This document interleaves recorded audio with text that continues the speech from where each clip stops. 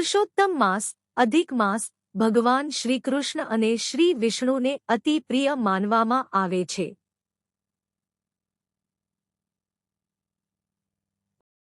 આ મહિનામાં કરવામાં આવેલું દીપદાન ખૂબ જ પુણ્યદાયક અને કલ્યાણકારી માનવામાં આવે છે. શાસ્ત્રોમાં કહેવાયું છે કે જે વ્યક્તિ શ્રદ્ધાથી દીવો પ્રગટાવે છે, તેના જીવનના અંધકાર, દુઃખ અને પાપો દૂર થાય છે. પુરુષોત્તમ મહિનામાં દીપદાનનો મહિમા. એક અંધકારમાંથી પ્રકાશ તરફનો માર્ગ. દીપક માત્ર પ્રકાશ નથી, પરંતુ તે જ્ઞાન, ભક્તિ અને આશાનું પ્રતીક છે. પુરુષોત્તમ માસમાં ભગવાન સમક્ષ ઘીનો અથવા તેલનો દીવો પ્રગટાવવાથી મનની નકારાત્મકતા દૂર થાય છે અને જીવનમાં સકારાત્મક ઊર્જા આવે છે. બે, પાપનો નાશ થાય છે. ધાર્મિક માન્યતા મુજબ પુરુષોત્તમ માસમાં એક દીવો પ્રગટાવવાનો પુણ્ય અનેક યજ્ઞ જેટલું ફળ આપે છે.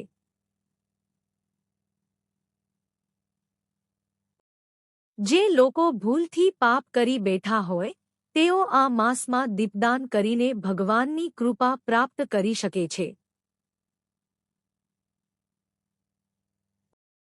3. ઘરમાં સુખ સમૃદ્ધિ આવે છે. સાંજે તુલસીજી પાસે દીવો કરવાથી ઘરમાં માતા લક્ષ્મીનો વાસ રહે છે એવી માન્યતા છે. ઘરમાં કલહ ઓછો થાય છે અને શાંતિ, સમૃદ્ધિ અને આનંદ વધે છે. 4. પિતૃઓને શાંતિ મળે છે. પુરુષોત્તમ માસમાં નદી કિનારે, મંદિર અથવા પીપળા વૃક્ષ પાસે દીપદાન કરવાથી પિતૃઓ પ્રસન્ન થાય છે અને આશીર્વાદ આપે છે.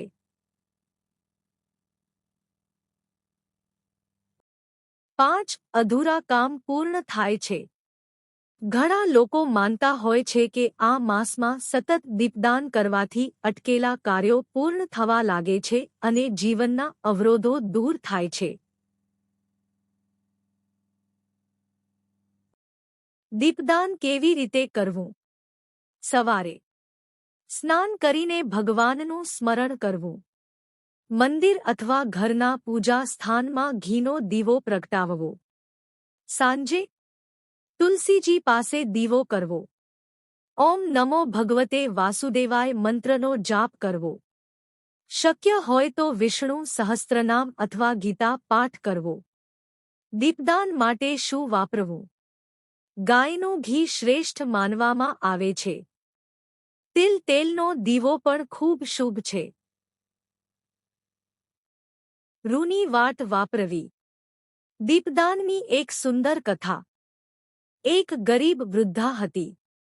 તેની પાસે ધન નહોતું, પરંતુ ભક્તિ ખૂબ હતી.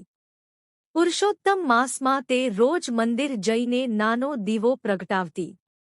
લોકો તેની મજાક કરતા કે આ નાનકડા દીવાથી શું મળશે? પરંતુ વૃદ્ધા કહેતી, મારો દીવો ભગવાન સુધી મારી ભક્તિ પહોંચાડે છે. માસ પૂર્ણ થયા પછી તેના જીવનમાં અચાનક સુખ સમૃદ્ધિ આવી. લોકો સમજી ગયા કે ભગવાનને મોટું દાન નહીં, પરંતુ સાચી ભક્તિ પ્રિય છે. દીપદાનનું ફળ.